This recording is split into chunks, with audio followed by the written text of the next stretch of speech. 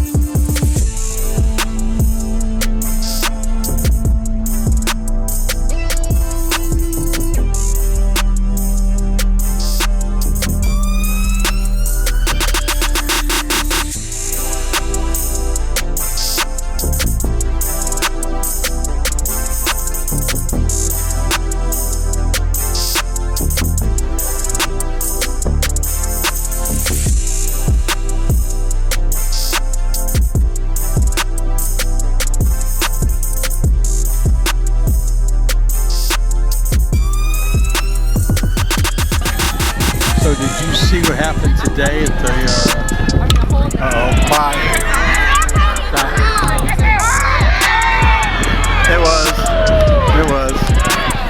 And it was, I think it was 27-23.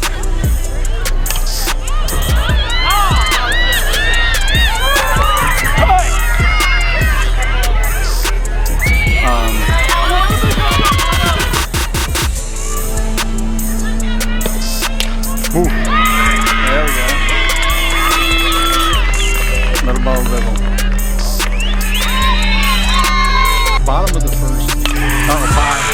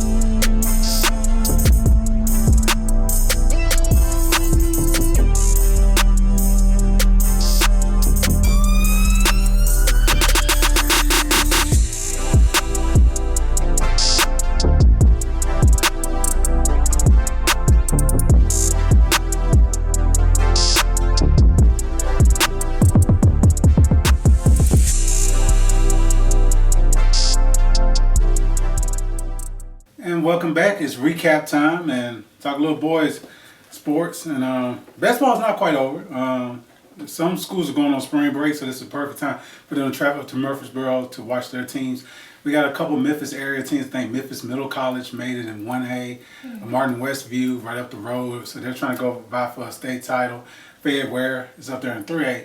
But we're concentrating on 4A because we saw the Bartlett Panthers secure a spot beating down Rossview in the sectionals on Monday to earn a spot up there to state. So, before I put my 2 cents in, do you think Bartlett can win the state championship in basketball? I think, yeah. I think without it. I mean, maybe I need to see the other people.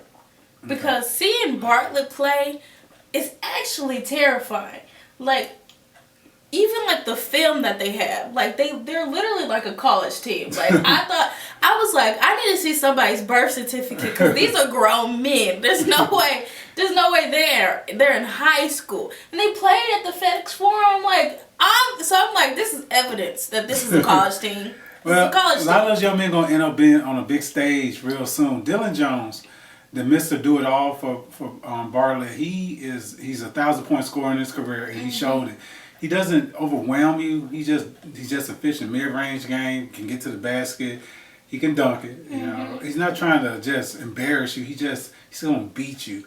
Their guard play is phenomenal. They got shooters. They got the size. They got the length. They got bench play. They can hit you with a second wave. So Coach Real has a real deal team. So yeah. So I mean, Bartlett's so good. They made Rossview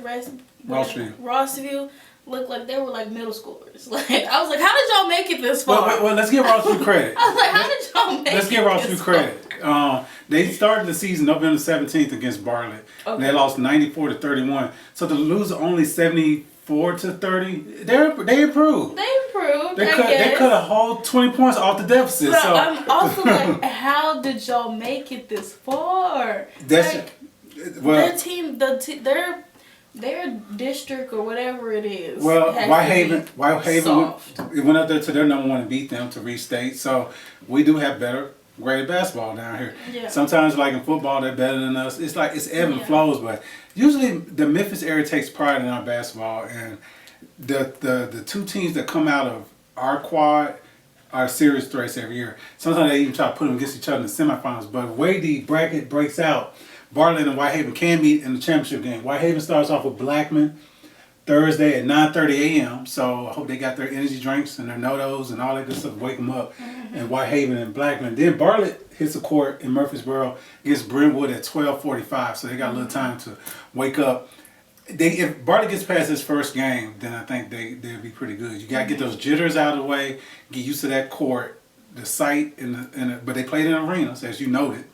So they're ready for this big stage. And I think it's just time. It's just really time for Bartlett. Yeah, it really is. Because you can just see it, you can see how much they want it. The students want it. The players and the class wants it. The coach wants it. Mayor Parsons. The whole city of Bartlett wants this state title. Yeah, and I think they're prepared. And I think they're gonna try to go get it. Okay, so best of luck to our area teams starting Wednesday and Thursday up in Murfreesboro. But we're transitioning. We're not going to head up there. We're going to send some people up there to take care of things for us and bring it back for West 10 Media. So we can concentrate on, got to get to a baseball game. I'm going to get to a track meet down the road. But I did finally see some boys, spring sports with soccer. You mentioned the Millington showdown up at Mumford. We missed 2 goals because by the time we got there, they said they scored within the first few minutes, Mumford, to eventually win 4-1. But the second half, Millington played much better, controlled the tempo a lot more against the bigger, stronger Mumford team. So, what was your impression of both teams? I think they did pretty well. I feel like they're kind of evenly matched. I feel like their goalie is like. The Mumford goalie, he's a little crazy. He does like those wild plays where he gets out of the box a little too much for my liking. Like that's a very wild thing to do, you know what I'm saying? And that's how Millington got their first point, is because he was out of the box and they just, kicked it past him into the goal. When you notice a erratic goalie, you got to take advantage of it. Yeah. And Millington was able to do that and score that goal. So, but I feel like Mumford has. I think they have long shooters. I feel like they have a little bit of a long shooter because that's how they got their second goal. They were a little farther back, and then like they, got it in past their Millington goalie. Well, both teams passed well. Both teams had diverse scoring. They had like 2 or 3 options. So I think both teams would do well. Okay, stop me if you heard this before. Mumford's in a bigger league. They have Collierville, Houston, Arlington, Bartlett to try to get past to see they can make a postseason run. So we're going to pray for Mumford and wish them the best of luck. Coach McGann and that crew, they are skilled and have great players, but they're going against machines. But they're going to be very competitive. Honestly, I feel like Mumford really took the bad end of this, deal when it comes to boys sports. I feel like the girls, they're doing better in the 4A than the boys. So, yeah. hopefully. And then as for Millington in their league, I think it's going to come down between them and Brighton. So it's going to be a showdown. Covington will have something to say in the league, but Brighton, But Brighton and Millington, you can almost pencil them in to the if they stay healthy and everything stays to form. So let's go to the soccer highlights. I would save the Bartlett basketball highlights for another day later on today. But check it out. Fresh new styles, Jack Blood on the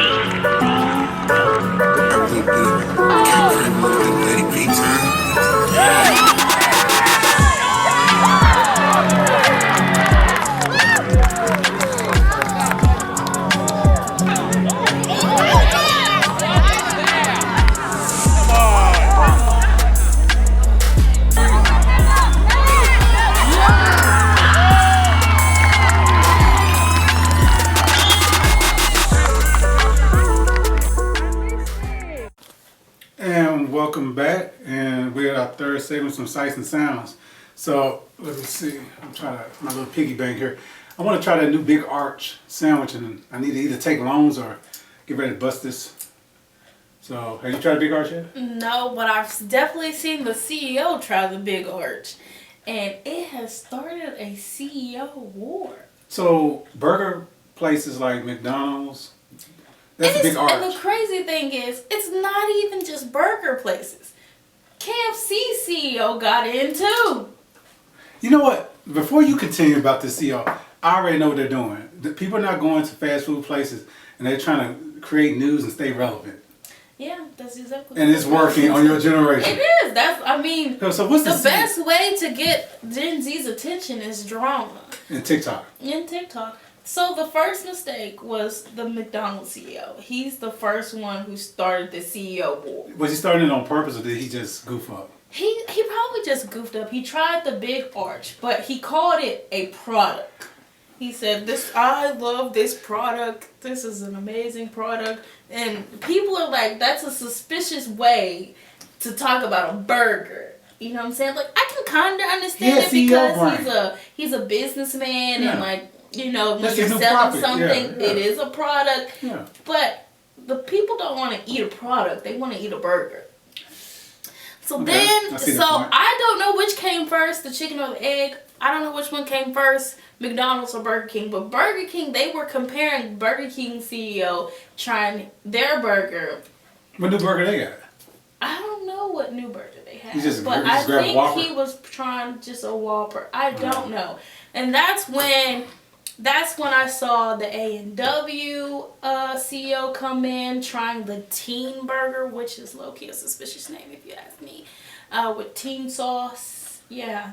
That sounds gross, right? Yeah. That's the name of the burger. So and he's throwing jabs at the CEO, talking about, he was like, oh, I love this product too, which I call a burger, stuff like that. And then the Wendy's, they threw the biggest jab, probably because they were like, our fresh, never frozen patty, even though it took y'all turning it into a square for it to be fresh and not frozen. But that's neither here nor there. And then he was like, I'm going to enjoy this with a Frosty because our ice cream machine always works. Ooh, notorious McDonald's ice cream machine. Yeah, and then KFC got into it. I don't know. She was just like, all these guys are fighting, so let me join in too to talk about how good our food is. So. Well, shouts out to Taco Bell for not joining in on this. We don't know. The verdict's still out. Oh my goodness, all this food. I just remember the biggest controversy when I was growing up was the fact that the square patties at Wendy's were preserved to put in the chili, which was delicious because the meat was seasoned and it was cooked, so that was flavor. Once we found out the secret, we didn't care. I think Chick-fil-A might even got in on this too. Not the good Christians at Chick-fil-A. They had to turn the other cheek. This Christian Chick-fil-A, they also need money too. So yeah, so I guess we don't know how Christian. So this marketing ploy, let's call it what it is, working. Mm-hmm. See, back then they had to. Dave Thomas. Do you know what Dave Thomas is? No. That was the CEO of Wendy's back in the day. May he rest in peace. That was his daughter, the Wendy's. Yeah. Mm-hmm. So he would get on the commercial, try his product, and we would go get it. We had a clown sell us stuff. We had to do with a crown sell us stuff. I guess when you had a dollar menu and affordability, you didn't have to play these little silly games. We were going to come and patronize your business because we got quality toys in our Happy Meals. Oh, the good old days. But the McDonald's ice cream machine never worked. It didn't work when I was a kid. But there's actually a conspiracy that goes with that. I'll talk about that later. Oh, you got that TikTok. No, it's YouTube. I tell you, YouTube makes me smarter. Okay, that's why I know all the don't answers you blame about my precious, fish on Jeopardy. Don't you blame my precious YouTube. So, but yeah, but the I forgot what I was gonna say. Well, see, the brain just cut off there a little bit. No. Okay, I feel like the reason why they're doing this is because most of my generation is on the phone. I feel like back in the day, all these ads were like on TV. You know what I'm saying? Like you saw McDonald's ads on TV. I rarely ever see McDonald's ads. Like sometimes I'll get a McDonald's ad or a Popeyes ad on YouTube or whatever, but it's actually rare to see like ads on the phone. You know what? At least for me personally. I'm going to jot down this note because I might do a bestsellers list that appears in the Millington Star every week. My column that I rank top 10s of various top. I'm going to do the top 10 greatest fast food spokespeople because y'all are not. I know you remember the Popeyes lady. Know that chicken from Popeyes? I think I do remember. You see, it's vague. I think the most memorable one I know was the Subway guy who got caught up. Why would you bring up a criminal? Of course, we all remember him now, especially the children. Oh. So yeah, Jerry, yeah. But he lost all that weight, eating Subway. Mm-hmm. So he'd be more attracted to a certain group out there. Or he went from Verizon, didn't he go to No, that's the Verizon guy. He went from can you hear me now to No, that's another guy. Oh, sorry. You see, you're mixing up your white guys with glasses. So, wow. But yeah, the top 10 greatest fast food spokespeople of all time, and like Ronald McDonald will count because y'all are just unfortunate. Y'all had to get gimmicks and little publicity stuff, but we just had good old fashioned marketing. I don't think it's our fault because when we were kids, this is the stuff we watched. Okay, I don't think. It's the medium. It's the medium. Like you say, the phone. How can they get your attention? Pop up. And like cable is dying. I don't know who to blame for the death of cable. And we all get mad when we're watching our streaming service and the commercial pop up. We all get mad. We all boycott it by getting up. We look at the little timer in the corner. I got 90 seconds. Then we go do something. Then come back. So we don't watch those commercials. So it's the medium and the product of the times. But we were glued to it. But we had real actors in it. Mm-hmm. Go on YouTube and look at it before they were stars. You see some of the guys and ladies in commercials that she did that commercial. He did that commercial. So it's just a different time. But you kind of missed the old times where I didn't have to worry. I didn't know who the CEO was. Dave Thomas. I mean, I still don't know who the CEO is. Yeah, we don't know his name. But Dave Thomas was that guy next door. He just made us feel like I can trust his bird. Mm-hmm. And speaking of trust, we feel like we can trust the Bartlett Panthers heading out the state. So we got some highlights to show you how they made it. Check it out. You have converted me and you don't even know it. Like, travelers like me.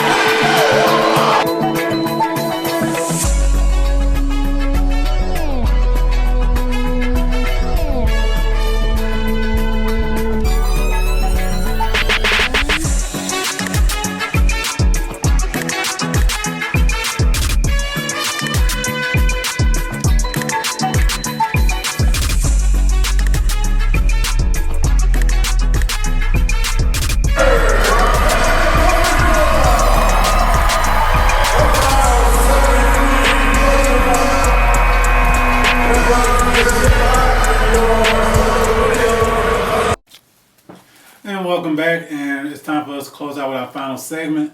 And I'm hungry now after all that discussion about fast food, and I'm going to try to be arch. I gotta send donations in to West 10 YouTube and everything, so I can try this big arch. We'll start a GoFundMe or Go Send Go or something. Yeah, because we Send Go, and you can Zelle me, so because we know fast food costs way too much now. I got what is it, Venmo? You want to hit me up on Venmo?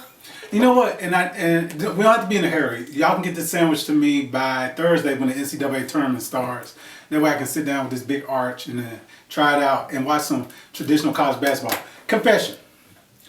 Outside of Duke, I don't know who's the favorite because college sports has NIL, transfer portal. I don't know so I don't know who's playing, and I do know that my local beloved alumni base University of Memphis Tigers are not going to be part of under 500 for the first time since I was in high school, 1999.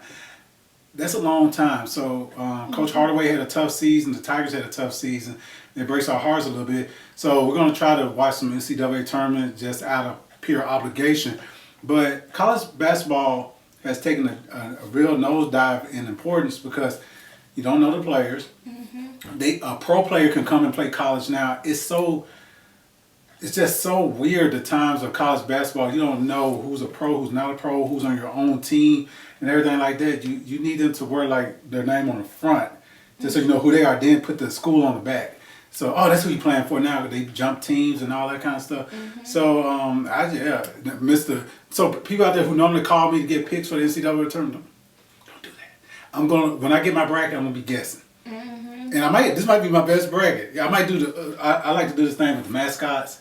Like if a Cardinal is playing against a Bulldog, if I want the Cardinal to win, I say the Cardinal's gonna peck the Bulldog and keep flying and confuse them. But if I want the Bulldog to win, the bird got too close and the Bulldog just and ate him up. So now Mississippi State goes on to the next round. It gets So you just turn into a little kid and start imagining animals fighting each other. Okay, who win between a Blue Devil and a Wildcat? I don't know. What's the devil? See, thank you. He has magical powers. So, but some team need to name themselves the Angels, so I can pick the Angels. I had the Angels winning every year because they got God on their side. So why would you have a mascot called the Angels? The Blue Angels. That would be nice. Yeah, they fly for the U.S. But that would be a good team too. But that's one of them. Like the Navy or like the Air Force. Oh yeah, they could be called the Blue Angels. Well, they call themselves the Midshipmen and Black Knights. Sometimes I pick them because I think they have a military force and all that kind of stuff. So it's weird when you do the whole mascot game. You know, you gotta find out what some of these things are. You gotta look up like, what is this? And then when it's a guy like Stephen F. Austin and all that kind of stuff. So you have a pioneer and all that. Well, I guess he found his way to a win. So it's really weird. But I'm gonna have to depend on that this year. I do know Duke is awesome. Duke has been laying some beatdowns. Well, I don't know how awesome they are. They're asking Jared McCain to come back. Who's Jared McCain? Okay, continue. Oh, okay. You know who Jared McCain is. I think once you play a game in the NBA, you're no longer eligible for college basketball. I think so. The rules have changed. I'm not sure anymore. But yeah, so that's coming up. So before we close out, what would you like to say in this state of sadness for Tiger basketball? What would you like to say? I hope they don't try to get rid of Pitt. Like, I feel like it's not his fault. Okay. But I do like that he takes the blame, because that's what a real coach does. That's what a real man does. He takes the blame, even though it's not his fault. You know what I'm saying? It really depends on the players. And he feels like the players aren't, coming together and playing as one. So I'm just hoping that the Memphis Tigers want to win and want to play as one as much as the city of Memphis wants them to. Well, here's my final thought. I remember back in 2008, you're only 5 years old. Yeah, you getting ready to turn 5. This is April of 2008, and the city is abuzz because our Tigers are in the championship game, and they only have one loss on the season. This is the best team ever, but it was not complete. When we got down there to San Antonio for the Final Four, we had all our pieces except for one vital part, Andre Allen. He was suspended because of some violation, and he wasn't allowed to travel. So when we're up by 9 points with 2:12 to go, yes, I remember like it was yesterday, it still hurts, and we called timeout, we had nobody in the huddle. that was from Memphis, Tennessee, that could represent us and speak to the volume of how important this moment would have been for the city. I don't want to put too much emphasis on this moment, but if we win that title in 2008, our city today is totally different. We are home of a national champion. Calipari might not leave, and we still might be bringing these high-level recruits, safer city, bigger image, everything. That's how important sports can be. But Andre was not in that huddle. Andre was not in that huddle. So we lost that person that could have spoke to us and say, hey, this is for Memphis, let's do it for Memphis. Because the Tigers are our team, our first team. So what has happened, the Grizzlies have taken over. And a lot of your generation younger know more about the Grizzlies than they do Tigers. So the Tigers don't have that importance. So kids who grow up in the city want to go to the NBA and not be a Memphis Tiger. Kids, people my age wanted to be Memphis Tigers. So Penny has to win the city back over from the middle school to the high school rank. He goes to all the games. He's present, this and that. I don't know how much more he can do. The kids got to want to go to Memphis and help save this thing. And we got to get back to being the Memphis Tigers. We need to develop 17, 18-year-olds that will stay for 3-4 years and become our team. Stop going to get these renter players for a year, go grab a player, quick fixes, and get back to being a Memphis Tiger. Can this city be patient to let Penny grow us back to the Larry Finch era, where it's a Memphis coach coaching Memphis kids? The furthest we went was West Memphis, Arkansas, Fayette County, Tipton County. We didn't have to go too far to have great teams. And we can get back to that. Look at the Bartlett Panthers. They're perfect. They're perfect for the Memphis Tigers. Yeah, you pick a couple pieces from them, you get a couple pieces from Whitehaven, a couple pieces there, and we could get back to being a dominant powerhouse. And every once in a while, a national kid fall in your lap like a Derrick Rose, you take him. So that's just my 2 cents, and that's just my hopes and prayers. But I do want to see the Memphis. I want to be able to know who my Memphis Tigers are again. So, well, your Liyah lands. How you doing that this week? I don't know. We're gonna have a what is it, potpourri? What is it that Jeopardy likes to use? A potpourri. A potpourri. We're just gonna have a hodgepodge, just a big mixture. So do some math. So do some math. Look at when we stop talking and see how much left on the video. That's how much Liyah lands you're getting this week. Enjoy.